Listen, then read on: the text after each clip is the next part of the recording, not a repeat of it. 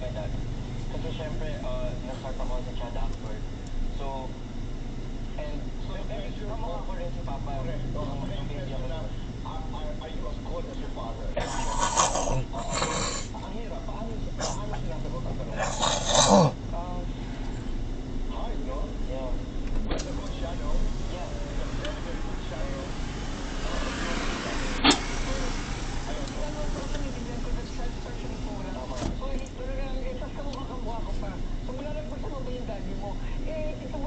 Parang kahit anong gawin niya na kahit sino child star, parang mahirap na nilagpasan talaga yung ginawa ko. Dahil hindi ko na yung pinag-uusapan eh.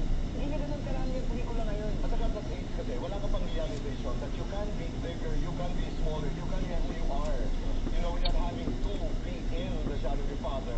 Isa lang ang sinimula, pero isa rin lang, Alonso. Yeah. But of course, you're young to understand that. Kaya, yung pressure na, are you as good as your father? Ang hirap, no? O tsaka dito boy, hindi yung mulak na yan. Hindi lang. Mulak kayo eh. Yes, Di ba? I mean, hindi naman tatay niyo, but you know, you're a mulak. So, ang taas-taas ng expectation. Pamamali Fuentes, Agat, correct. Oh, during your time on it, what was that? I mean, having Tita Amalia, having Aga in the business, what did it mean para sa'yo? Well, syempre, sabi ko, kung yung Philippine movies, talagang that's something to be proud of, di ba? Tapos si Aga naman, although nauna ako kay Aga, nag-artista, ang mga lahat naman di at that time. When Tita Lena was at her prime, she was the queen of Philippine movies. Ako when I was at my prime, It was a boy wonder. yes. Okay. Tapos si Aga naman nag-artista, sumikat din siya. Yes, he was a superstar, di ba? So, kanya-kanyang oras talaga. So, you can imagine yung inyong pamilya, hindi lamang ang dad, ang papa, pero ang buong Sabi ko, he was the chairman of the PTA, Tama. Philippine Movie Producers Association. When did you know that your father was a child wonder? Ako po, ever since bata ko po ako, so dinadala niya po ako sa mga set niya. May ginawa siyang show before na Manila. Nakita ko yung mga co-actors niya. So, I'm sorry to cut you there, but did you have an idea that he was a child superstar? yes po, usually kapag lumalabas kami, minsan di na kami nakakapag-enjoy masyado kasi puro pa-picture sa kanya pag lumalabas po kami. So, nung bata po, hindi ko naintindihan yun, parang nakabother ako. Pero right now, I'm very grateful din sa mga fans si Papa and the first namin po. Alonso, ikaw? For me, ever since a kid rin po. Pero I wasn't able to grasp the fame of my dad nung time pa. Until I saw his movies and how people reacted to my dad. Yeah. Anong minana mo sa dad? Nung bata, Ano? Magkakababaero ni Papa. Nung baby kasi ako, I really look like my dad eh. I love my dad's looks. Right, Yeah. okay. Yun ang minana. Ikaw, Sandro? Siguro yung pagiging charming ni Papa. Ito naman napapag-usapan lamang. Dayan, kung kayo nanonood, patawad, pero itong tanong na ito ay masilan. Gaano ba talaga kababaero ang babaero? Hindi, diba, iba naman kasi yung nabababae ka sa ikaw yung lalaki. Okay. Ano yun eh. Ano ang Pagka pagkakaiba? mababae ka, kasalanan nyo kasi sinasadya mo mang babae. So pag ikaw ay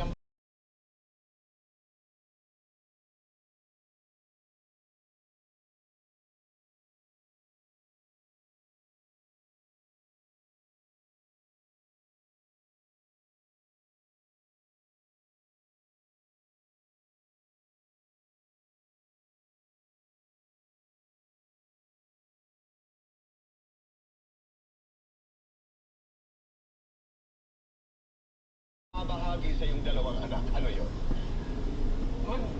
Pagka nagmahal na kayo talaga, isa na kamahal ninyo. Alam mo, sabi ko, okay, sige, tuloy mo. Pagka nagmahal na kayo, isa na kamahal ninyo. Pero habang hindi pa kayo nagmamahal, enjoy nyo lang. Pero once you find your true love, stick with it. Okay, are you open to that? Are you open to Papa? Are you able to talk about anything with Papa? Yes, Papa parang tropa lang po for us eh. Alam ni Papa lahat ng nangyayari. Oo, and halimbawa may girlfriend, do you bring your girlfriends or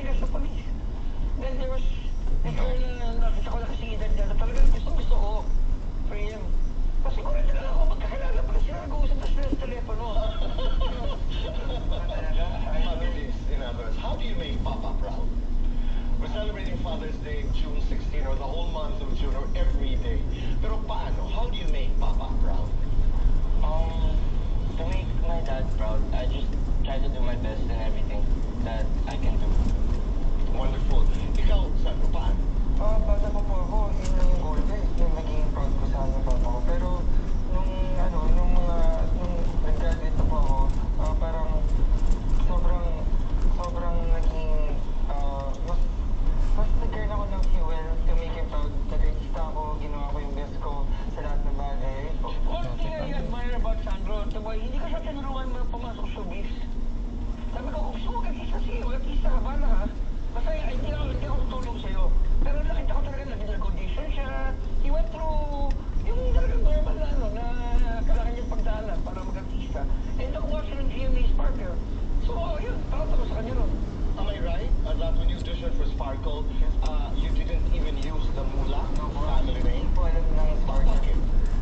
I think, yun po, mas gusto ko po yung thrill na I'm on my own. Hindi ayoko po gamitin na parang porket mulak ako, parang nepotism na po agad. Ay, tumata.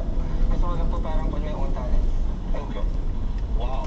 Are you coming back, Alonso? Yeah, I plan on coming back soon. Kasi you had a little break nung COVID, no? Because of the pandemic. Because of the pandemic. Yeah. But now it's